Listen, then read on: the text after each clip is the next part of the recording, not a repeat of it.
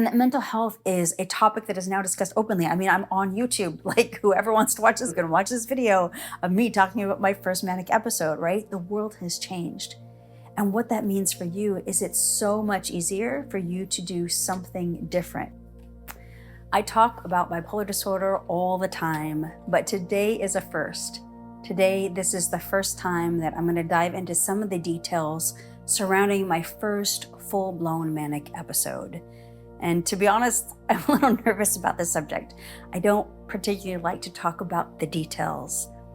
And the reason is, I'm not always sure it's helpful. But as I look back at my first manic episode, I look and I have some regrets. I definitely feel some remorse and some regrets. There are things I wish I would have known. And so hopefully in me sharing this today, it will help you to know some things that will help you to avoid some pitfalls as you go through your journey. And I want you to understand that as I'm sharing this, as I'm looking back at my first full-blown manic episode, I'm looking through it over there through a 24-year-old lens. Yes, it's been 24 years since my first full-blown manic episode. And I look and I'm like, one, it's faded over time. But two, I look back at that and it's not 24 years of struggling with bipolar disorder, it's overcoming and healing from bipolar disorder. So me looking back at that experience and sharing it with you, I think looks probably pretty different than maybe some of the other lived experiences that you've heard of from others. Like as you've listened to others talk about what they've experienced with bipolar disorder or manic, my experience is going to be very different because I'm coming from a place of I struggled with that for years, I managed it for a long time, and then I moved on to healing. And now I am completely whole, completely well, without meds, without relapse, without any symptoms of bipolar disorder whatsoever. So my experience and what I'm going to be sharing with you is coming from a very different place. And I want you to know that up front, but also I hope that will spark hope for you, that there is hope for what you're going through. And so you might be here today because you've been looking for lived experiences. Like that's this new term, this lived experiences. And you could be looking for an actual testimony of what this looks like because you've been diagnosed with bipolar disorder. And essentially, as you've gone through and experienced things, you're wondering, am I normal? Which is kind of funny. I mean, right? If bipolar disorder is the label it's been thrown around, obviously things are not quite right? But in the context of bipolar disorder, is what you're experiencing normal for bipolar disorder? And the short and the long of it for you is just simply that you are unique as I am unique. So I'm going to share what I went through, but that's unique to me and to my frame of the world and to all kinds of experiences. And so I think for each person that goes through a manic episode, it's different. Like there are some hallmark symptoms, there are some things that are similar. I think there's some things that are very standard for manic episodes, but then all the rest of the details are going to be significantly different and unique based on the person that goes through them. So just to let you know, like again, if you're searching for that, am I normal? The answer is yes. Within the context of bipolar disorder, yes, you are. Looking back at my timeline and my history with bipolar disorder, I have some major regrets. I certainly wish I would have known sooner that I was dealing with bipolar disorder, but I can't go back. My hope is that maybe if I share this with you, that you can avoid some of the mistakes that I made. If I could go back and speak to my younger self, I think the first part would just be an honest conversation about going, hey, make peace with the diagnosis, like understand the diagnosis, understand this is what you're up against, and do not avoid it. And then I would want to give myself straight in the eye, heart to heart encouragement to simply say, you're going to be okay. You're going to find freedom. You're going to lead others to freedom. And as I thought about what I was going to say during this video, and I really tried not to overthink this one, I really wanted you to hear that. You're going to be okay. And if you choose to find freedom, you're going to find freedom. And I think the best part about finding freedom is that last piece. If you find freedom, you're going to lead others into freedom. So let me share a little bit about my first full-blown manic episode. That first time when you go into mania is that time where, right, you don't know anything about it. And for me, I didn't receive the diagnosis on this first one. It was 10 more years that I struggled with bipolar disorder before I landed myself in the psych ward and then received the label. And I think that's one of the biggest regrets. I wish that I would have known during that first manic episode, like coming back to the normal zone, that I would have understood that that's what I was up against. That really would have changed things. So like most folks going into mania, definitely had no idea what was going on. And I, like most people, stopped sleeping. That was the hallmark thing. Even now as I share it, my face, you're going to see my face scrunch up because I'm looking through it. Again, it's faded in time, but so much of what I experienced was confusing. Like my thoughts were so muddled and confused. And there's no way for me to relay this in a timeline, like on day 1, this happened, on day 2. I can't do that. However, there are things that happened that are so distinct, like so cemented in my mind. They're like these stamps. Like I really remember those moments very, very vividly. Like there's certain things that I said or certain things that I did that is so vivid. It's like it happened yesterday. So I'm going to pull out some of those highlights for you. I do remember that it was quite a while. It was probably about 10 days in total, at least, that I wasn't getting good sleep, but I was getting very erratic and limited sleep.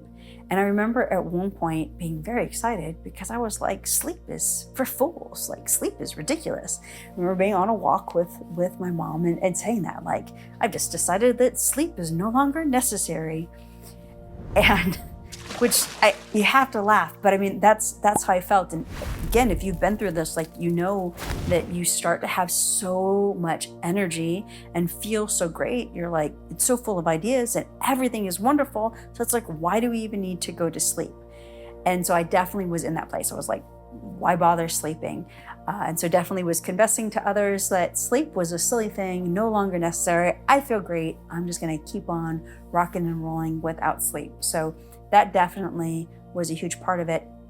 And again, looking back at that memory, looking back at that experience through these years of experience, I now see, okay, well, if you do not sleep, your brain breaks and then you go into psychosis.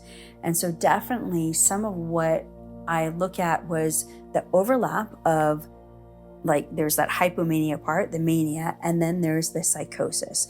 And in that psychosis stage is where things get really weird. Like you just lose, I lost touch with reality. When you're in that place of psychosis, I lost touch with reality. Like there's the part where it doesn't really make sense anymore. One of the things I noticed that as I studied other issues with psychotic behavior and mania from my life, one of the things, especially in that manic period, I would lose touch with time. Like timelines were no longer normal. And what I mean is I could look like on a normal day, on any day, I am a big dreamer. So I'm a big dreamer.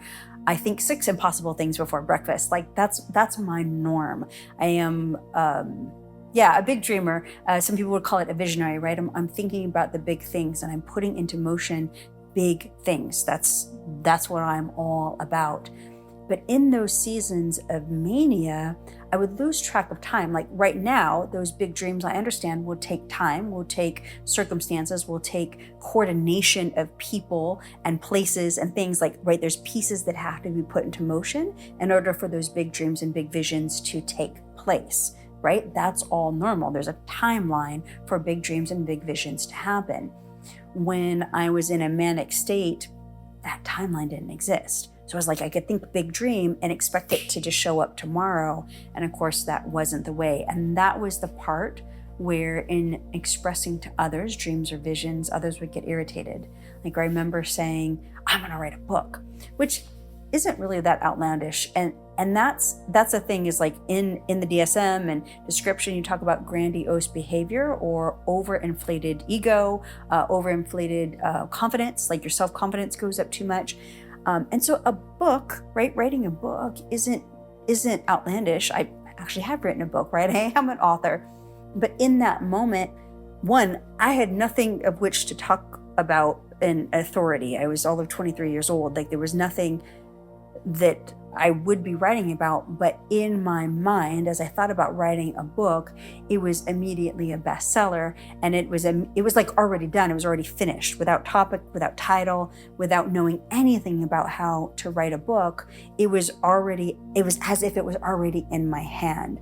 And so some of my conversation with others was, about this book, and I'm talking about the future, but almost talking about it as it was present tense.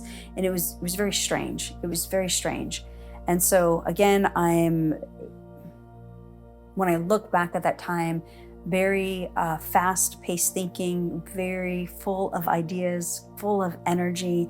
I remember having a very hard time sitting still. And so I was flitting around. I was in the car a lot, driving to see different people, or on the phone talking to different people, talking rapidly, very excited about life in general. And again, it was very hard to sleep. Eventually, that hard to sleep turned into fear of sleeping, which was really interesting. It would have been good for me to go to the hospital. I was definitely in the psychotic zone. It was not good. Intervention at that point would have been very helpful, but that's not what happened. And so I did come down slowly, gradually, as your brain will self-correct, right? Your brain really will. It will self-correct. And my brain did that. As I mentioned before, it was 10 years before I received a diagnosis. So there were times where I'd come back around family and they would remind me of the very ridiculous things that I said. And even after I went through healing, I still have family members that sometimes remind me of the crazy things I said. And that's the part where for a long time, I think I felt really embarrassed. And now I'm just like, it's actually kind of funny. I mean, like some of the things I said were funny. My one aunt gives me a really hard time because I was speaking to her and I was so excited and I was like, I finally found myself. And she just thought it was the most ridiculous phrase, which I think is funny because I think people do say that. She's like, I went through a journey to find myself. Like that's a phrase we say. But anyway, she thought it was hilarious. I finally found myself. And I think that when I look at that, that is how I felt, was that I finally was comfortable in who I am. And I think that is a common thing of manic of manic episodes, is there's a bit of this like confidence juice that happens, that suddenly you're not really worried about what other people think. Like that filter, like so much of our time regularly, we really give a lot of thought to what other people think about. Like as I'm doing this video, like I'm like, are people gonna like the video? Are they not gonna like the video? Are they gonna leave me a like? Are they not gonna leave me a like? Are they gonna go away? Are they gonna watch? There's like all this internal dialogue, right, about what other people think. And we do this all the time, wherever we go, right? We're like, are they looking at my shirt? Do they think I'm fat? Do they think I'm thin? Do they think I'm ugly? Right? We have all that internal dialogue. When you're in the middle of a manic episode, you don't care about any of that. Like you just don't care. You're like, I am wonderful and everybody loves me. And you just, you go on in that style. And so definitely that was happening during the manic. Everybody loves Stace, And so off I go flitting about. So that was very odd. The one thing that I look back and this part, because of the particular bipolar diagnosis that I was dealing with, mine deals with more of a psychotic feature, which means that at times I experience, I'm right there. You basically have symptoms that would be more typical for schizoaffective disorder that are overlapped with the type of bipolar that I had. And so there are memories that I have that are very distinct that I was even aware. I'm like, okay, this is strange. Like I remember going like, okay, that can't be right. Like some things, like I'm like, okay, something's off here. Okay. So I remember being in a gas station and looking at a rack of magazines, and I really felt like God was speaking to me, and I was picking out one word here, one word there, one word there. It was like that movie where you see murder mysteries, and they've got the picture and the state and the map and all the things, like there's little pins and there's yarn and they're connecting the dots like that. Well, it was like that with words.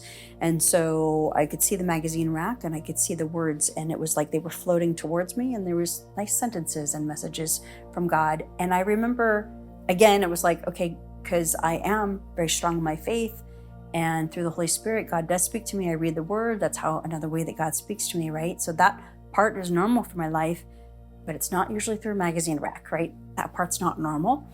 And so I remember different things like that were very like movie-like and very disoriented. So there was quite a bit of that actually. But that one memory again really stands out to me of being in the gas station like that and feeling like God was communicating to me. And again, going, hey, I'm not sure this is quite right. And so there was different occasions like that, and those things. And when I look at different manic episodes that I've had with the psychotic features like that, those things I was very quick to grab onto and just like whoosh, and just hold them here, right? Like I'm not sharing those with people, because if I share those with people, I am definitely gonna like that's now crazy talk. And that being said, I also have to make mention that because, again, very strong person of faith, and I'm always leaning into what does God say? Like that's a normal part of my life. Again, I want to hear from God, right? I want to be in conversation. This is prayer, right? This is a God. It's not just prayer this way. God also speaks to us this way. The primary way he does that is through the word of God. So that is something that I always want to be tuned into. But during manic episodes, because the brain chemistry gets weird, and because you're not sleeping well, or I wasn't sleeping well, that communication gets a bit off. And so then when you look back at that, you're now trying to untangle this. I have another video where I talk a bit about that. And so there were definitely times where I believe that I was receiving revelation about where I was going. Like, for example, I am a musician and I lead worship. At that age, I was not leading worship, but God definitely spoke to me about stepping into that. And that was true. I have stepped into that. So prophetically, there was some of that as well that happened. Like, so some of that, so it's really interesting because you can't just dismiss the entire thing that happened. Some of it was right and some of it was completely wonky. And so there's like very, very, it can be very confusing on this side. Let's see, what else? I recall, and I think this would be again through the filter, right? More on the tail end. So now coming back down, being more in a hypomanic state. At that point, I do remember there was 2 shopping incidents where I just overbought. Like I just spent more money than I normally would. Young person, credit card, woohoo, and just, and the logical part just wasn't there. Like, normally you see something, you think through it, you make a decision on whether or not to buy. My buying decisions just weren't normal. And I recall having a lot of regret over that. And it wasn't like crazy amounts. I think I spent $300 for Hallmark ornaments. So we're not talking like life-changing or life-threatening kind of debt or anything like that. But at $300 feels like a lot, right? You're like, well, what was that about, And so I remember having a hard time. I remember beating myself up about that for a long time.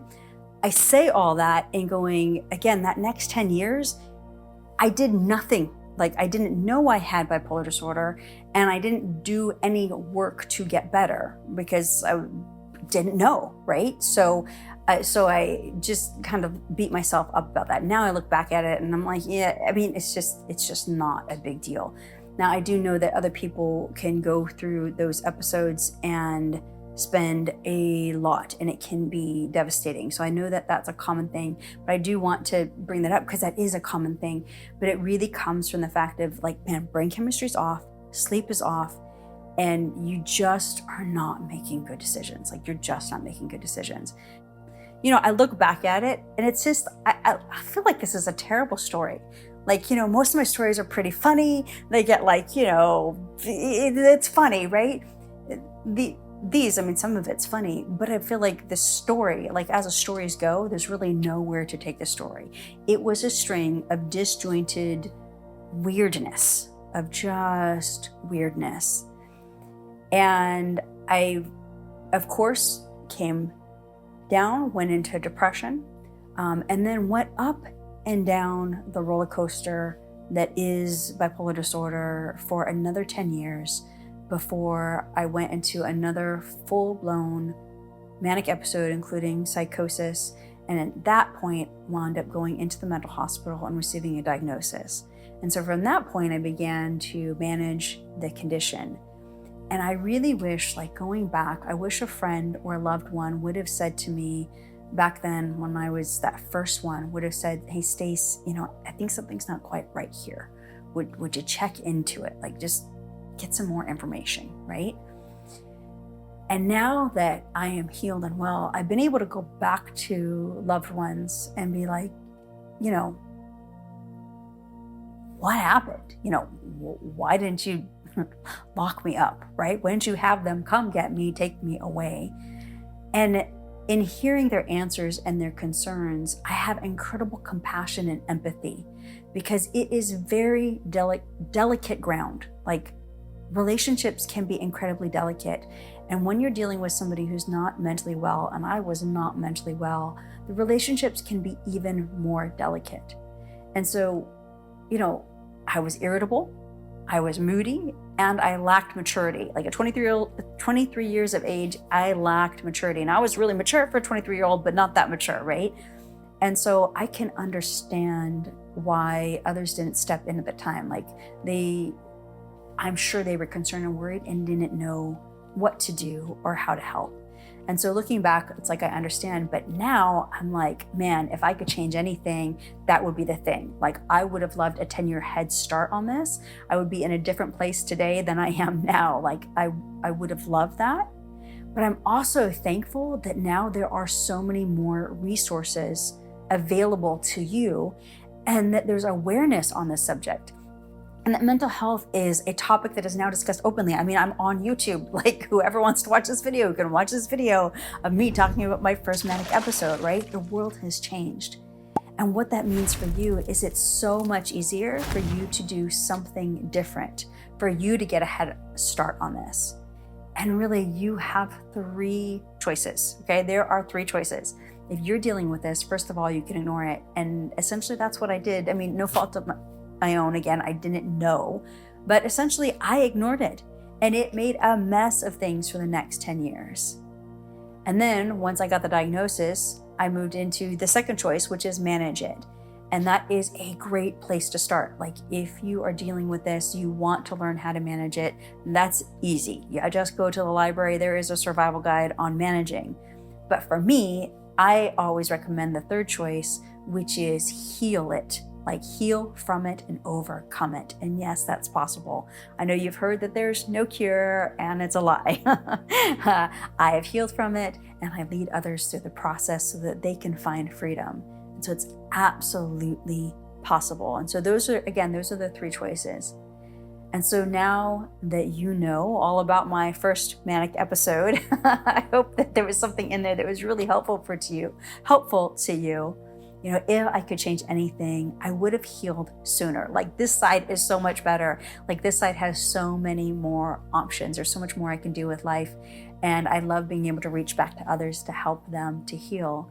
Now you have that chance. You have that chance right now to work on healing. And so I would take a look at this video right here, where I discuss the strategy that I use to heal completely from bipolar disorder so that you can get out of this mess much faster than I ever did.